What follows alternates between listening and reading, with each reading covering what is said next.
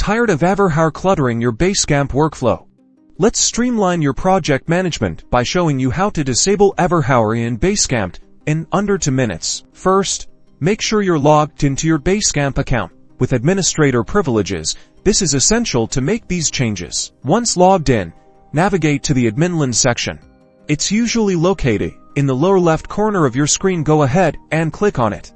In Adminland, you'll find a bunch of settings, but we're looking for integrations. Find the Integrations tab and give it a click. Now you should see a list of all the integrations connected to your Basecamp account. Locate Everhour in this list. Next to the Everhour integration, you should see a Disable button. Click on this button to start the deactivation process. Basecamp may prompt you with a confirmation message. Confirm that you want to disable Everhour by clicking Yes, Disable, or the equivalent confirmation button.